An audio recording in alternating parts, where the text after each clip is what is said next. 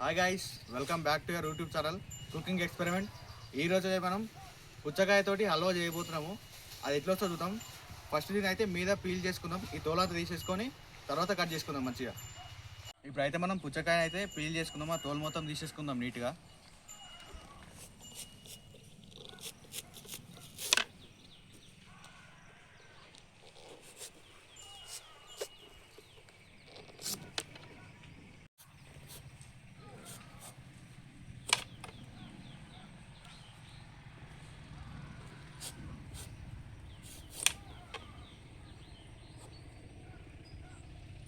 So guys, ఇప్పుడైతే దీన్ని మంచిగా మనం పీల్ చేసుకున్నాం కదా, దీన్ని మంచిగా నీట్గా కట్ చేసి దీని లోపల గుజ్జు మొత్తం తీద్దాం బయటికి.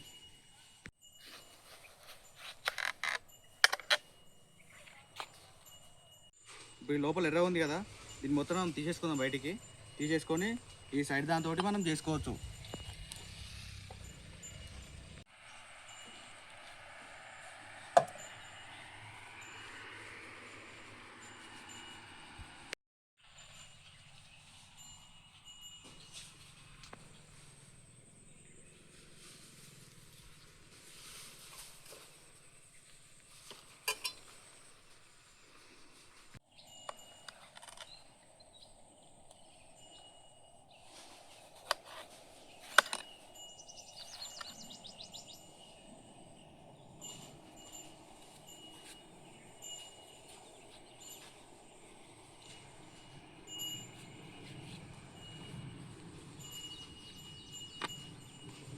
ఇప్పుడు నాకు మనం తీసుకున్న పుచ్చకాయల నుంచి మొత్తం వచ్చిన గుజ్జిది, దానికి వచ్చిన తోలు మొత్తం ఇది.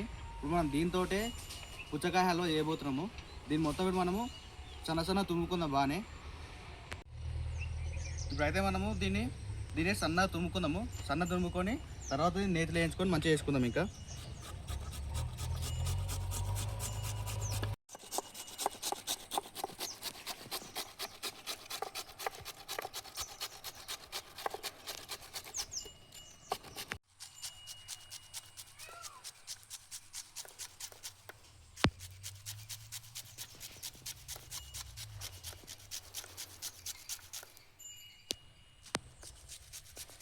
ఇందాక మనం తీసుకున్న పుచ్చకాయని మొత్తం తురుము వేసుకుంటే మనకి ఇట్లా వచ్చింది.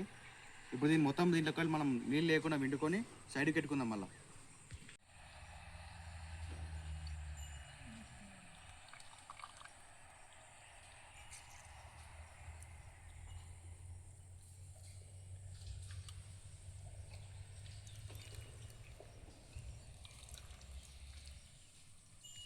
ఇప్పుడు మనం తీసి పెట్టుకున్నాం కదా మొత్తము, దాన్ని మొత్తం పీల్ చేసి ఒక్కదానికి వెళ్ళి తీసి గుజ్జు మొత్తం తీసి మనకి ఇంత గుజ్జు వచ్చింది.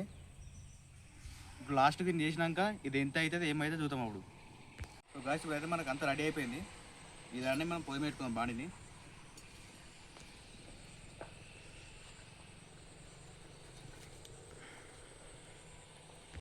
ఇప్పుడైతే మొత్తం వేడి అయింది.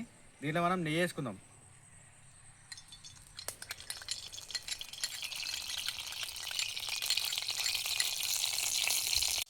నెయ్యి వేడిగా అయింది. ఇందులో మనం జీడిపప్పు వేసి కొంచెం వేయించుకుందాం.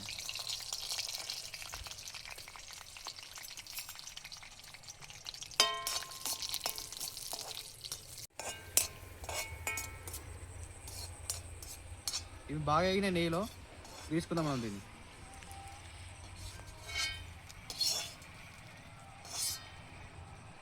ఇప్పుడుదాకా మనం జీడిపప్పు వేయించుకున్న నెయ్యిలోనే ఇప్పుడు తురిమి వేసుకున్న పుచ్చకాయ పేస్ట్ మొత్తం వీళ్ళు వేసుకుందాం.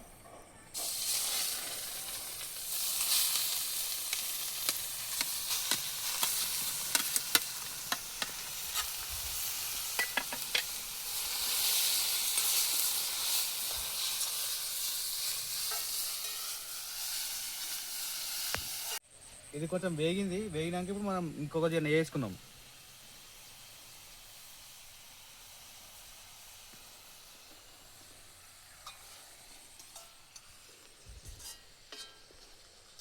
ఇప్పటిదాకా మనం మొత్తం నెయ్యి వేసుకున్నాం కదా, ఆ నెయ్యిలో మొత్తం పచ్చివాసన పోయిందాక దీన్ని ఉడకబెట్టుకోవాలి మంచిగా. ఇప్పుడు దీని దగ్గర మొత్తం పచ్చివాసన పోయింది. దీంట్లో కప్పుడు పాలు పోతాం మనం.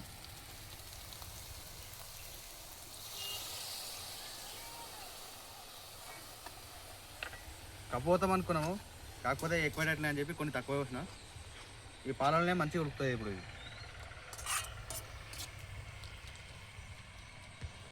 మీడియంగా ఇట్లా వేద్దాం అనుకున్నప్పుడు ఒకసారి కొన్ని పాలు చూసుకోండి.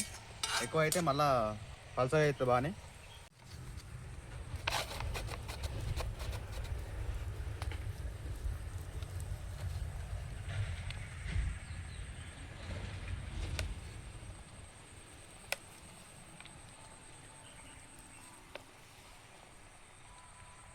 ఇప్పుడు ఇందులో మొత్తం మనము పాలు వేసుకున్న తర్వాత మొత్తం దగ్గరగా అయింది.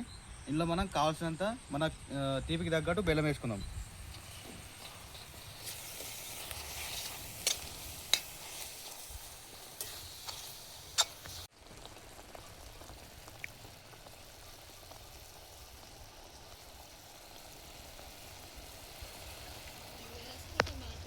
ఇప్పుడు మనం ఇందాక పాలు బెల్లం మొత్తం వేసుకున్నాం కదా, అది మొత్తము కరిగింది మంచిగా.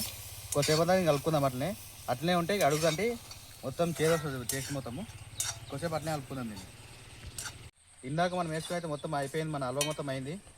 ఇప్పుడు దీంట్లో మనం జీడిపప్పు వేసుకుందాం.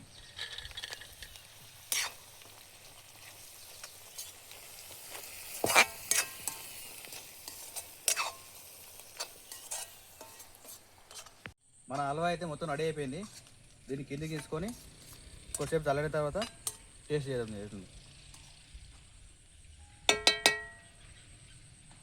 సో గాయస్, మన పర్సన్ చేసిన కర్బూజా హల్వా అయితే రెడీ అయిపోయింది. ఒకసారి మనకు ఫైనల్కి ఎట్లా వచ్చిందో చూడండి ఒకసారి. దీన్ని మనం టేస్ట్ చేసి చూద్దాం ఎట్లా వచ్చిందని.